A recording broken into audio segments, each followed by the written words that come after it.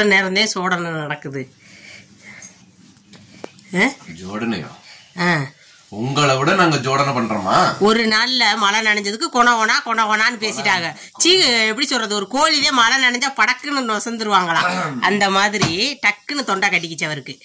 நேத்து மழை நனைஞ்சதுக்கு எப்பவுமே காலையில அப்படித்தான் இருக்கும். மழை நனைஞ்சதுக்கு லைட்டா ஒரு ஜலதோஷம் பிடிச்சுக்கிச்சு. பகலெல்லாம் வெயில் அடிக்குதுங்க. இன்னும் வியாபாரத்துக்கு கிளம்பல. இன்னைக்கு முத்து எங்க கிளம்பிட்டாங்கன்னு பாத்தீங்கன்னா, அதான் ஆஸ்திரிக்கு போயிட்டு வந்தோமா. ஆஸ்திரிக்கு போயிட்டு வந்ததுல கழுத்து வலி குறையும்னாங்க. இன்னைக்கும் கழுத்து வலி வலிக்குதான் செய்யும். நேத்து வரைக்கும் இல்ல, இன்னைக்கு வந்துருச்சு. எனக்கு தோணுது இந்த கட்டில்ல கழுத்து ஒழுங்கா வச்சு படுக்க தெரியாம படுத்துறோம்னு நினைக்கிறேன். கட்டில்ல இத்தனை வருஷமா இந்த கட்டில தானே படுத்திருக்கோம். இது வலின்றது இப்ப ஒரு 10 நாளா தானே வலிக்குது.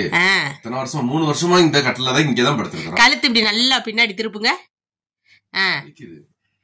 நீரா என்னவோ தெரியல. அது இன்னும் குறையில டாக்டர் என்னன்னு சொல்லி கேட்டுட்டு வந்துருவோம். கிளம்பிக்கிட்டு இருக்கு. ஆமா, கேட்டுட்டு வாங்க அப்படின்னு சொல்லிட்டு கிளம்பிட்டு வர சொல்ற. கேட்டுட்டு மட்டும் வந்தா பத்தாது, அவர்கிட்ட நீங்க எழுதி தர சொல்லுங்க. எனக்கு ஒரு இசிஜியா எக்ஸ்ரேக்கு ஒண்ணு எழுதி தாங்க. திருப்பி நெஞ்செல்லாம் வலிக்கல இல்ல இருந்தாலும் நீங்க ஒண்ணு எழுதி தர சொல்லுங்க. எனக்கு ஏதாவது இப்படி எப்படி சொல்லுவாங்க, ஹார்ட்டுக்கு ஏதாவது பிரச்சனையா இருந்தாலும் இந்த மாதிரி வலிக்கும்னு சொல்லி கேள்விப்பட்டிருக்கேன். நீங்க அதுக்கு ஒண்ணு எழுதி தாங்க, நாங்க பாத்துக்கிறோம் அப்படின்னு சொல்லுவோம். நம்மள பாக்குறனால அவங்களுக்கு என்ன பண்ணுது, நம்ம ஒரு ரெட்டு பாத்துக்கிறோம், நீங்க எழுதி தாங்க டாக்டரே அப்படின்னு சொல்லுங்க. நம்ம 2 பேரும் போய் மத்தியானத்துக்கு இங்க போய் பாத்துட்டு வந்துருவோம். பாத்துட்டு வந்தா கொஞ்சம் திருப்தியா இருக்கலாம்ல. அதுவா இருக்குமோ அப்படிங்கிற ஒரு பயம் வேண்டாம் உங்களுக்கு. பயமே இது வலி வந்துருது. கண்டிப்பா எதுவா இருக்கும்ல நான் நினைக்கல. இது வலி இங்க கழுத்து வலி, அப்புறம் இங்க கீழே வரைக்கும் இந்த முதுகு தண்டுவெல்லாம் வலிக்க ஆரம்பிச்சிருச்சு. அதுதான் என்னன்னு தெரியல. சரி போயிட்டு கேட்டு வந்துருவோம் அப்படின்னு தெரியாம சொல்லும் போல படுத்துட்டோமா நம்ம தெரியல. மாப்பிள்ளை எப்படி நல்லா இருக்காரா? அவருக்கு என்னங்க சின்னதா கழுத்து வலி மட்டும்தான். மத்தபடி ஒண்ணு இல்லங்க. மத்த ரொம்ப நேரம் உட்காந்தா கொஞ்சம் குறுக்கு வலிக்குங்க. மத்தபடி ஒண்ணும் கிடையாதுங்க. ரொம்ப ஆரோக்கியமானவருங்க. ஒரு வெயிட் தூக்கணும்னா நொட்டாங்கையில லைட்டா வலிக்குங்க. அப்புறம் என்ன வேற மத்தபடிலாம் ஒண்ணுமே கிடையாது. ரொம்ப நேரம் உட்காந்துருந்தாக்க கொஞ்சம் கால்கள் எல்லாம் கொஞ்சம் சூவ பிடிச்சிரும். எந்திரிக்கும் போது மெதுவா அப்படிதான் எந்திரிப்பாரு. அந்த கஷ்டம் வேற ஒண்ணுமே கிடையாது. மத்தபடி மாப்பிள்ள சின்ன பிள்ளதே. வேற என்ன எனக்கு பொண்ணுவாக்க போறியா? Sugar pressure cholesterol. ஐயோ சுகர் எல்லாம் இல்லங்க, கொலஸ்ட்ரால் மட்டும் கொஞ்சம் இருக்குங்க. அந்த கதை ஆயிப்போச்சு. இப்ப என்ன, எனக்கு பொண்ணு வாக்க போறேன் சொல்லி கேட்க போறேன். பொண்ணு பார்த்து நினைப்புதான் பொழப்ப கெடுக்குது. அண்ணன் கல்யாணம் பண்ணணும்னு ஆசை இருக்குது. என்ன பையனுக்கு கல்யாணம் பண்ண வேண்டிய வயசுல பையனுக்கு கல்யாணம் பண்ற வயசு ஆயிடுச்சா? 18 ஆயிருச்சு. இன்னும் ஒரு 6 வருஷத்துல அவனும் புது மாப்பிள்ளதான். இப்ப வாலிப வயசு. 6 வருஷம் தான் மாப்பிள்ள. நம்ம மாமனார் ஆயிருவோம், அவர் மாப்பிள்ளை ஆயிருவாரு. ஆமா, அங்கிட்டு ஒரு வருஷம் கழிச்சா நம்ம தாத்தா பாட்டி ஆயிருவோம். அதாவது 30 வயசுல கல்யாணம் பண்றதெல்லாம் அந்த காலமா இந்த காலமான்னு தெரியல. நம்ம பிள்ளைங்களுக்கு 25ல கல்யாணம் பண்ணி விட்டுறணும். ஏமா என்ன டெய்லி என்னைய காமிச்சே பேசி முடிச்சு விட்டுறலான்னு ஒரு ஐடியால இருக்கிறியா? தெரியாம தான் இல்லடி தாங்க, கொஞ்ச நாளைக்கு என்னை பார்க்காம உங்களே பேசட்டுமே. யாரு அவங்க ஒரே கமெண்டே சொல்லிருவாங்க. அக்கா எங்கண்ணா அக்கா. அப்புறம் தம்பிங்க தூங்குறாங்க. அப்படியே வாங்க. தம்பிக்கு ஒரு பார்சல் வந்துச்சுங்க சின்னவனுக்கு. அதை நம்ம பிரிக்கிறத விட சின்னவனை வச்சு பிரிக்கலாமே நான் நினைச்சிட்டு இருக்கேன். சின்னவனுக்காக வரல, அனுப்பி விட்டு இருந்தாங்க. அப்படியே எங்கிட்டு வாங்க. வாங்க வாங்க வாங்க. அப்படியே வாங்க. லெஃப்ட் வாங்க. போங்க அப்படியே ரைட் போங்க. திரையை நீக்குங்க. ஒரே கிளார் அடிக்குது. லைட்டை போடுங்க. ஆமா அப்படி உன் ஞாபகம் நெஞ்சில் வந்த. இது வந்து அதாவது தம்பிக்கு வந்த கிஃப்ட தம்பி தானக்கா பிரிக்கணும். நீங்க என்னக்கா பிரிக்கிறீங்க? இது ரொம்ப மோசம். அம்மாவே பிறந்த நாளே வந்துரும். நாளைக்கு தான் தம்பிக்கு பிறந்த நாள். இன்னைக்கு தேதி என்ன அடித்தாங்க? 18. நாளைக்கு தான் பிரகதீஸ்வரனுக்கு பிறந்த நாள். நாளைக்கு தான் ஃபேவரட் குட்டி பிரகதி குட்டிக்கு நாளைக்கு பிறந்த. இன்னும் உள்ள ஒரு டப்பா இருக்கு. கரண்டே போச்சு. நாளைக்கு தான் பிறந்த நாள். இது என்ன ஏதுன்னு தெரியல. இது அனுப்புனது பாத்தீங்கன்னா டிடி தருண். அதாவது என்னோட போட்டோ எல்லாம் அனுப்பிச்சிருந்தாப்லயே தருண் அனுப்பிச்சிருக்காப்ல. அவங்க அனுப்பிச்சிருக்காங்க. தருண் திருப்பி நிதினுக்கு கேக்கும் அவங்க தான் அனுப்புனாங்க. இப்ப பிரகதி குட்டிக்கு இது அனுப்பியிருக்காங்க. நம்ம நேத்து ட்ரெஸ் எடுத்துட்டோம். நிதினுக்கு வந்து ட்ரெஸ் பிறந்த நாள் அன்னைக்கு எடுக்கல. அதுக்கப்புறம் போய் அவன் எடுத்துக்கிட்டான். அந்த சட்டை மட்டும் தம்பி எடுத்துக்கிட்டான். அந்த சட்டைக்கு விலையை கேட்டீங்கன்னா நானே அந்த விட்டுட்டேன். 2000 ரூபாய் அந்த சட்டையோட விலை. 2000 ரூபாய் சட்டை அவன் எடுக்கலாமா? அந்த சட்டை கம்மி தான் விலை. இங்க வாட்சுங்க. கீழே மெல்ல மெல்ல மெல்ல இத பிரகதியை பார்க்க விட்டு சந்தோஷப்படுத்தி இருக்கணும். ஆமா, அந்த பிரிக்கும் போது அவன் முகத்துல வர்ற எக்ஸ்பிரஷன் அவங்க பாக்கணும்னு நினைப்பாங்கல்ல. பிரகதி உனக்கு வாட்ச் வந்துருக்குடா தங்கம், வந்து பாக்குறியா? ஆமா, தூங்கிட்டு அப்படியே எந்திரிச்சு வந்துட போறேன். என்னக்கா பிள்ளைகளையும் 10 மணி வரைக்கும் தூங்க விடுறீங்க அப்படின்னு நினைக்காதீங்க. சரி லீவு தானே, தூங்கட்டும். பாக்கி உள்ள டைம்ல எல்லாம் பிள்ளைங்க நேரத்துல எந்திரிக்க தானே செய்யறாங்க. என்ன பண்றீங்க, பிரிக்கிறீங்களா எப்படி? பிரிச்சுக்கிட்டு தாமா இருக்கிறேன். அதாவது பிரகதியோட அப்பா பிரிச்சு சந்தோஷப்படுறாரு, எதுவும் நினைச்சுக்காதீங்க. என்ன அவங்க அப்பா கட்டுற மாதிரி இருக்குது? இல்ல இப்ப இதுதானே வாட்ச் ஃபேஷன். இங்க பாத்தே வரும். சரி இங்க பாரு, பெரியவனுக்கு பாத்தியா இதுதான் இப்ப ஃபேஷன் போல. அதான் பெரியவனு வாங்கியிருக்க வாட்ச் பாரு. இப்ப இதுதான் ஃபேஷன். எப்படி பழைய முடி, பழைய உங்களுக்கு இப்படி ஜாக்கெட் பிளவுஸ் பழைய ட்ரெண்டிங்கா வருது. ஏதோ காலத்துல பப்பு வச்ச ஜாக்கெட் தான் இப்ப மறுபடியும் ஃபேஷன் ட்ரெண்டிங். அந்த மாதிரி தான் இது. சூப்பரா இருக்கு. நன்றி நன்றி. எனக்கு அதாவது அந்த காலகட்டங்களோட ஸ்டைல் தெரியாதனால நான் அப்படி ஒரு வார்த்தையை சொல்லிருப்பேன், தப்பா நினைச்சுக்க கூடாது. அந்த காலகட்டங்களோட ஸ்டைல் தெரியாதா? இல்ல நல்லா இருக்குங்க, சூப்பரா இருக்கு. நன்றி நன்றி. இதுதான் பாத்துக்கங்க, நம்ம பிரகதீஸ்வரனுக்கு தருண் குட்டி அம்மா கிஃப்ட் பண்ணனது. நன்றி நன்றி நன்றி தருணம்மா, நன்றி. இத பிரகதீஸ்வரன் எந்திரிக்க வெட்டி பிரகதீஸ்வரனை வச்சு நான் ஒரு வீடியோ போட்டுறேன். ரொம்ப நன்றி. திருப்பி நிதினுக்கு கேக் வாங்கி கொடுத்ததும் அவங்க தான் வாங்கி கொடுத்தாங்க. அந்த லூசி எப்ப வெட்டுச்சுன்னா மறுநாள் காலையில வெட்டுச்சு. மறுநாள் காலையில தான் வெட்டுறேன். எனக்கே சரியா தான் இருக்கும். அவங்க ஒரு கல்லுக்கு 2 மாங்காய் வச்சுதான் யோசிச்சு அடிச்சிருப்பாங்க. பிரகதி கட்டலைன்னா நீங்க கட்டிக்கட்டும் அப்படின்னு. இதை நீக்கி இங்கிட்டு தள்ளி கிள்ளி வச்சுக்கிடலாம். அதத்தான் சொல்றேன். நீங்களும் கட்டிக்கலாம், நிதினும் கட்டிக்கலாம், யாரு வேணா கட்டிக்கலாம் தான் வாங்கிருப்பாங்க.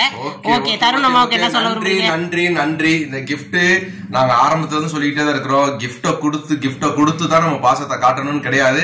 இருந்தாலும் பிறந்த நாளுக்காக கிஃப்ட் அனுப்பணும் உங்களுக்கு. மனசார நன்றி. அதாவது பிறந்த நாள் பாய்ஸ் உள்ள தூங்குறேன், அவன் சார்பா நான் உங்களுக்கு பயங்கர நன்றி சொல்லிக்கிறேன். ஓகேங்களா? நன்றி நன்றி நன்றி. ஓகே, நான் போயிட்டு வந்துடுறேன். ஆஸ்பத்திரிக்கு முத்து போயிட்டு வரட்டும், நானும் உள்ள வந்துடுறேன். ஓகே வாங்க. ஹாய். Right, okay. ஆஸ்பத்திரி கிளம்பிட்டேங்க. சரி, போயிட்டு வர்றதுக்குள்ள இந்த ஒரு கேள்வி ஒன்று கேட்டிருந்தாங்க உறவுகள். அதை நம்ம பேசி முடிச்சிருவோம் அப்படின்றதுக்காகத்தான் நான் பேசிட்டு இருக்கிறேன். உறவுகள் என்ன கேட்டாங்கன்னா, அக்கா என்கிட்ட வந்து ஒரு 50 லட்சம் ரூபாய்க்கு நாங்கள் வீடு வாங்க போறோம். அதுல வந்து 15 லட்ச ரூபா தான் கையில இருக்கு. 35 லட்ச ரூபா நாங்கள் லோன் போட்டிருக்கோம். 35 லட்ச ரூபா லோன் போட்டு அது வந்து எத்தனை வருஷம் டேர்ம்ஸ் என்னமோ போட்டிருந்தாங்க, அது தெரியல. லோன் வாங்க போறோம். அந்த லோனுக்கு வந்து 50 லட்ச ரூபாய்க்கு நாங்கள் அந்த வீடை வாங்கலாமா? எனக்கு எங்க வீட்டுக்காருக்கும் ஒரு சின்ன ஒரு எப்படின்னா ஒரு கான்வர்சேஷன் போய்கிட்டு இருக்கு. அப்படி 50 லட்ச ரூபாய்க்கு நம்ம வீட்டை வாங்கிடுவோமா, இல்ல ஏதாவது ஒரு இந்த கையில இருக்க 15 லட்சம் ரூபாய்க்கு நம்ம ஒத்திக்கு ஒரு வீட்டை பார்த்துட்டு இருந்துருவோமா, நம்ம காசும் போகாது ஒன்னும் போகாது அப்படின்ற மாதிரி அவர் சொல்றாரு. நான் சொல்றேன், இல்ல நமக்கு சொந்த வீடு தான் வேணும், சொந்த வீடே வாங்கிடுவோம் அப்படின்ற ஒரு பட்சத்துல நான் இருக்கிறேன். நீங்க உங்க கருத்து என்னக்கா அப்படின்னு சொல்லி கேட்டிருந்தாங்க. உறவுகளான உங்கள்கிட்ட இந்த மாதிரி கருத்தெல்லாம் எங்கள்கிட்ட கேட்கும்போது எங்களுக்கு கொஞ்சம் பெருமையா இருக்கு. காரணம் என்னன்னு கேட்டீங்கன்னா, எங்களையும் ஒரு ஆளா மதிச்சு நாங்க ஒரு நல்ல ஐடியா கொடுப்போம்னு நினைச்சு எங்கள்கிட்ட கேக்குறீங்க பாருங்க. ஏதோ கூறுகட்டத்தனமா எங்க வழி போய்கிட்டு இருக்கு, இருந்தாலும் எங்களையும் மதிச்சு கேட்டனால எங்களுக்கு, அதாவது ஏன் புத்திக்கு தோணுன ஒரு ஐடியாவை நான் சொல்றேன். கரெக்டா இருந்தா ஃபாலோ பண்ணுங்க, இல்லைன்னா இன்ட்டு போட்டு ரிஜெக்ட் பண்ணிட்டு உங்க வீட்டுக்கார சொல்றவங்க மாதிரி செஞ்சுக்கோங்க. என்னை கேட்டா நான் உங்க வீட்டுக்கார பக்கம் தான் இருப்பேன். ஏன்னு கேட்டீங்கன்னா, இப்ப ஒரு 50 லட்சம் ரூபாய்க்கு நீங்க வீடு வாங்கணும்னா 15 லட்சம் ரூபாய் கையில கொடுத்துட்டு ஒரு 1200 ஸ்கொயர் ஃபீட்ல வீடா இருக்கும். அந்த வீட்டுல போய் நீங்க இருக்கிறீங்க. வீடு வாங்கி இருக்கும்போது அதுக்கப்புறம் அந்த வீட்டுல என்னென்ன டேமேஜ் இருக்குன்னு நமக்கு தெரியாது. ஒண்ணு. இன்னொன்னு, இந்த பாக்கி 35 லட்சம் ரூபாய்க்கு நம்ம வீட்டை அடமானம் வச்ச மாதிரி அவங்கள்ட்ட பதிஞ்சு கொடுத்துட்டு தான் நம்ம உள்ளே குடியேறி இருப்போம். ஊரை பொறுத்த வரைக்கும் சொந்த வீட்டுல குடியேறிட்டான்னு பேரும் புகழும் இருக்கும். ஆனா நம்ம உள்ளுக்குள்ள ரொம்ப பயம் இருக்கும், வேதனைகள் இருக்கும். காரணம் என்னன்னு கேட்டீங்கன்னா, அந்த 35 லட்சம் ரூபாய்க்கு நீங்க மேக்சிமம் ஒரு 20 ரூபாய் 25 ரூபாய் மாசம் டியூ அடைக்கிற மாதிரி இருக்கும். அது 1 மாசம் 2 மாசம் அடைச்சா பத்தாது. குறைஞ்சபட்சம் ஒரு 15 வருஷத்துக்குள்ளதான் வரும். 10 வருஷத்துக்கு கணக்கு பார்த்தாலே 25 ரூபாய் வச்சாலுமே நீங்க 25 லட்சம் 30 லட்சத்துக்குள்ளதான் வரும். பின்ன ஒரு 5 லட்சம் இன்ட்ரெஸ்ட் எல்லாம் கேட்டா 15 லட்சம் டோட்டல் அடைக்க 15 வருஷம் அடைக்க சொல்லியிருப்பாங்கன்னு வச்சுக்கோங்க. இந்த 15 வருஷமும் நமக்கு நிம்மதிங்கிற ஒரு சாதனை இருக்காது. இந்த 15 வருஷமும் நம்ம இன்னைக்கு இருக்க ஆரோக்கியத்தோட தான் இருப்போமான்னு நமக்கு தெரியாது. சப்போஸ் வேலைக்கு உங்க வீட்டுக்காரர் மட்டும் போறக்கூடிய ஒரு ஆளா இருந்தா அவங்களுக்கு ஒரு முடியாம வந்துருச்சுன்னா அந்த அடவு அப்படியே ஸ்டாப் ஆயிரும். வேலைக்கு போனா தானே நம்ம அடைக்க முடியும். அதனால நான் சொல்றேன் அதே 1200 ஸ்கொயர் ஃபீட்ல உங்களுக்கு 15 லட்சம் ரூபாய் லீஸுக்கு கொடுத்து நீங்க இருக்கிறதுன்னு சொன்னா அதுதான் என்னைய கேட்டா ரைட்டான பாயிண்ட். காரணம் என்னன்னு கேட்டா நமக்கு அடுத்து கடனுக்காக நம்ம போராட போறது கிடையாது, நம்ம லைஃபுக்காக தான் போராட போறோம். அது உங்க வீட்டுக்காருக்கே ஏதாவது ஒண்ணு முடியல இல்ல உங்களுக்கே ஒண்ணு முடியலைன்னா அண்ணனாட செலவுக்கு கடவுள் எப்படியும் கொடுத்துருவாங்க. நம்ம வீட்டாளுக நம்ம என்னத்தை கொண்டாந்து செலவு பார்த்துருவாங்க. செலவுக்கு நம்ம வீட்டாளுக கொடுக்குறானே இவங்க அண்ணன் தம்பிகளோ அக்கா தங்கச்சிகளோ இல்ல நம்மளால முடிஞ்ச வேலையவே பார்த்து ஒப்பைத்துருவோம். ஆனா கடனுக்கு யாரும் நிக்க மாட்டாங்க. சோ இருக்கிறத வச்சுதான் நம்ம உங்களுக்கு நல்லா யோசிச்சு பாருங்களேன். ஒரு 1200 ஸ்கொயர் ஃபீட்ல 15 லட்சம் ரூபாய்க்கு லீஸுக்கு வீடு, திருப்பி நம்ம 3 வருஷம் கழிச்சு வரும்போது அந்த காசும் கிடைக்கும், வீட்டுல இருந்த மாதிரியும் ஆச்சு. ஒண்ணு அதே 1200 ஸ்கொயர் ஃபீட் சொந்த வீடுங்கிற பேரு தான் இருக்கும், 35 லட்சம் ரூபாய் கடனோட இருக்கும். அதாவது கடனை வாங்கி பெருமை சேர்க்கிறத விட இருக்கிற காசுல கடன் இல்லாம வாழ்றதா என்னோட ஒரு நல்ல ஐடியான்னு தோணுது. இன்னொரு ஒரு இதுவும் இருக்கு அக்கா, 35 லட்சம் 30 ரூபாய் 25 ரூபாய் 30 ரூபாய் வச்சு நம்ம அடைச்சோம்னா சொந்த வீடு ஆயிரும்லக்கா 15 வருஷத்துக்குள்ள அப்படின்னு நீங்க கேட்கலாம். அதுக்கு இன்னொன்னு சொல்றேன், இப்ப நீங்க அதே 35 ரூபாய் வச்சு 25 ரூபாய் வச்சு அடைக்கணும்னு ஒரு தாட் இருக்குதா, உங்க வீட்டுக்காரர்கிட்ட சொல்லுங்க. எப்படின்னா இப்ப நம்ம சொந்த இந்த லீஸுக்கான வீட்டுல இருப்போம், உங்க வீட்டுக்கார அதை வந்து சொந்த வீடா மனசுல நினைச்சுக்கிட்டு 25 எப்படி நீங்க டியூவுக்கு அடைக்கணும்னு நினைச்சீங்களோ அந்த காசை நீங்க அடைக்க ஒரு பேலன்ஸ்ல வைக்க பாருங்க. பேங்க்ல போட்டு கூட வச்சுக்கோங்க. பேலன்ஸ் வைக்க பாத்தீங்கன்னா அதாவது உங்க மனசு அளவுல நீங்க நினைச்சுக்கணும், இது நம்ம 55 லட்சம் ரூபாய்க்கு வாங்கிட்டோம் அந்த வீட்டை, அதனால அதுக்கு நம்ம எப்பவும் 15 வருஷத்துக்கு எப்படி டியூ அடைக்கிறோமோ அந்த மாதிரி டியூ அடைப்போம்னு சொல்லி நீங்க அடைச்சீங்கன்னா அதுல இன்ட்ரெஸ்ட் போறது கிடையாது. இந்த 25 நீங்க எவ்வளவு போடுறீங்களோ அது எல்லாமே உங்க காசா இருக்கும், உங்களுக்கு பேலன்ஸா இருக்கும். நீங்க 15 வருஷத்துக்கு தான் அடைக்கணும்னு இல்ல, 10 வருஷத்துக்கு முன்னாடியே உங்களுக்கு அந்த தொகை நீங்க எவ்வளவு பேங்க்ல வாங்கணும்னு நினைச்சீங்களோ அந்த தொகை உங்க கைக்கு வந்துடும். அந்த தொகை கண்டிப்பா பாத்தீங்கன்னா உங்களுக்கு அதுக்குள்ளாடி நீங்க அந்த தொகையும் இந்த 15 லட்சம் ரூபாய் நீங்க கொடுத்துட்டு தொகையும் சேர்த்து போட்டு அப்போதைக்கு நீங்க ஒரு வீடு சுகமா நீங்க கண்டிப்பா இருக்கலாம். அதாவது கடன் இல்லாம 10 வருஷத்துக்கு நீங்க ஒரு மாசத்துக்கு 25 ரூபாய் போட்டீங்கன்னா 100 மாசத்துல அது உங்களுக்கு 25 லட்சம் ரூபாய் ஆகுங்க. கண்டிப்பா 25 லட்சமும் உங்கள்கிட்ட இருக்க 15 லட்சமும் 40 லட்சம் ரூபாய்க்கு நமக்கு தைரியமா ஒரு வீட்டை பார்க்கலாம். 10 லட்சம் ரூபாய்க்கு நம்ம நகைகள் அடகு வச்சுட்டு ஓடலாம். அதுக்காவது 10 வருஷத்துக்கு பின்னாடி சொந்த வீடு வாங்கணுமே இப்பவே வாங்கிட்டா நல்லதேன்னு நினைச்சா மன கஷ்டத்தோட கஷ்டமா வாழணும். இது சேமிப்புங்கும் போது நம்ம யாருக்கும் பயப்பட தேவையில்ல, நமக்கு முடியாம வந்துட்டாலும் அந்த சேமிப்பு எடுத்து செலவு பண்ணிக்கலாம், கட்டளையேன்னு பயந்து இருக்க தேவையில்ல. நான் சொல்ற அறிவுரை கரெக்டா தப்பான்னு எங்களுக்கு தெரியாது, ஆனா ஏதோ எங்க மக்கு மூளைக்கு எட்டுனதை வச்சு நான் சொல்றேன்.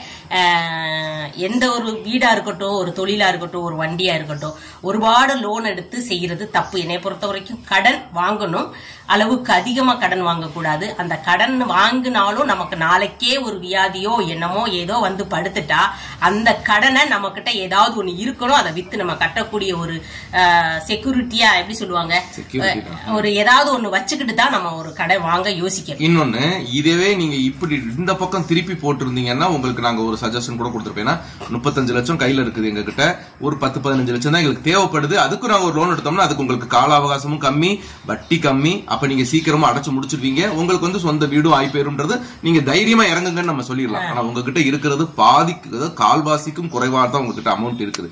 அப்படின்ற பட்சத்துல நீங்க அந்த காசை வந்து ஒரு ஒத்திக்கே நீங்க அழகா இருக்கலாம். பாக்கி அவ்வளவு பெரிய அமௌண்ட் நீங்க லோனா வாங்கினீங்கன்னா உங்களுக்கு சிரமம் தான். கண்டிப்பா அந்த ஒரு சிரமம் ஏற்படுத்திக்காதீங்க. நீங்களும் சிரமப்பட்டு அதனால உங்களுக்கு ஒரு எப்படி சொல்றது, இப்ப சரி நீங்க இப்ப சொல்லிடுறீங்க வாங்குங்க நம்ம எப்படியாச்சும் அடைச்சிடலாம்னு, அதனால ஒரு நிம்மதி இல்லாம உங்க கணவர் ஓடி ஓடி உழைக்க வரும், உங்களுக்குள்ள ஒரு ரெஸ்ட் இருக்காது. அது ஐயோ கடன் அடைக்கணும் நீ சொல்லி தானே வாங்கினேன், நீ சொன்னது அன்னைக்கே சொன்னேன் பத்தியா, நான் ஒரு சின்ன தலைவலி இருந்தா கூட ரெஸ்ட் இல்லாம நான் வேலை பார்க்கணுமா இருக்குது. அன்னைக்கே நான் சொன்னேன் நான் ஒரு ஒத்திக்கு இருப்போம், வீடு வேண்டாம் சொந்த வீடு வேண்டாம், நீ படுத்தின பாடுதான் உங்களுக்குள்ள இருக்கிற ஒரு அண்டர்ஸ்டாண்டிங் போகும். அப்படின்ற பட்சத்துல அதெல்லாம் நீங்க மனசுல கருத்துல கொண்டு தயவு செஞ்சு அதிகமான அமௌண்ட் நம்ம கடன் வாங்கி செய்யணும்னு செய்யாதீங்க. இதேதான் நான் சொல்ல, நீங்க ஒத்திக்கு வீடு வாங்குனீங்கன்னு நினைச்சீங்கன்னா அந்த 25 ரூபாய் அடைக்கிறத நீங்க மந்த்லி சேர்த்து பாருங்களேன். ஒத்திக்கு ஒரு 5 லட்சம் ரூபாய் கொடுத்துட்டு ஒரு வீட்டுக்கு இருக்கிறீங்க, ஒரு 20 ரூபாய் பேங்க்ல போட்டு அடைக்கணும். லோன் வாங்கினா லோன் அடைப்போம்ல, அந்த லோன் நினைச்சு நீங்க பேங்க்ல போடுங்களேன். ஒரு மாசம் சேர்ந்த உடனே நமக்கு வீட்டுல இருக்கும்போது தோணும் 20 ரூபாய் இருக்கு, நாளைக்கு ஒரு அர்ஜென்ட்னா நம்ம கையில இருக்கு, அடுத்த மாசம் அது 40 ஆகும்போது பரவாயில்லையே 40 ரூபாய் சேர்த்துட்டோமே அப்படின்னு தோணும். அதுக்கு அடுத்த மாசம் 60 ஆகும்போது எங்க 60 ரூபாய் சேர்த்துட்டோங்க நம்மளாலே முடியும் போலங்கன்னு நமக்குள்ள பேச ஆரம்பிச்சிருவோம். அந்த 60 1,20,000 ஆகும், 1,80,000 ஆகும், இப்படி கூடிக்கிட்டே தான் போகும். சேர்க்கணும்னு நினைக்க வேண்டியது நம்ம, சேர்த்தோம்னா கண்டிப்பா நடக்கும். அதிகமா கடன் வாங்காதீங்க. முடிஞ்ச மட்டும் கடன் இல்லாத வாழ்க்கையே பொக்கிசமானது, பொன்னானது. விரலுக்கு தக்கன கடன் கடன் வாங்குங்க. அடுத்தவங்களுக்கு முன்னாடி ஃபேமஸ் சந்தோஷ் எப்படி சொல்ற பந்தாவா வாழணும்னு நினைச்சு சுத்தி கடனை வாங்கி கஷ்டப்பட்டுக்காதீங்க. அதுதான் எங்களோட கருத்து. காவைத்து கஞ்சி குடிச்சாலும் கடன் இல்லாத கஞ்சியா கொடுப்போம். கடன் இல்லைன்னா கட்டியவனும் நல்லா இருப்பாரு, கட்டியவனும் நல்லா இருக்கும். ஓகேங்களா? ரொம்ப அதாவது எப்படி சொல்றது, ரொம்ப ரொம்ப அறிவாளிக மாதிரி இவங்க அடுத்தவங்களுக்கு புத்திமதி சொல்றாங்க அப்படின்னு நினைக்காதீங்க. ஏதோ எங்களுக்கு தெரிஞ்சதை நாங்க சொல்றோம்.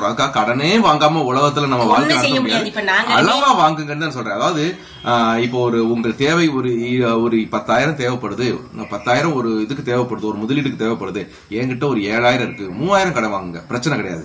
2,000 3,000 வச்சுட்டு 7,000 கடன் வாங்கணும்னு நினைக்காதீங்க. அது வந்து உங்களுக்கு ஒண்ணுமே இல்லாம கடை வாங்கி தான் செய்யணும்னு நினைக்காதீங்க. இப்ப கண்டிப்பா அது செய்யவே கூடாது. இப்ப நான் ஊரன் காரை வச்சிருக்கேன், நான் கார் வைக்கணும்னா 1000 ரூபாய் அடைச்சிட்டு நம்ம கார் வாங்கணும்னா அதுக்கான அந்த பாக்கி இருக்கிற காசுக்கு வட்டியும் போடுவோம். அந்த வட்டியை அடைக்கிறதுக்கு நம்ம ஓடணும். அந்த மென்டாலிட்டி உங்களுக்கு வந்துடும். ஏன்னா அவன் கஷ்டப்படுறான், நானும் கஷ்டப்படணும்னு நினைச்சு நீங்க வாங்குறதா இருந்தா நீங்க வாங்கலாம், பிரச்சனை கிடையாது. ரைட்.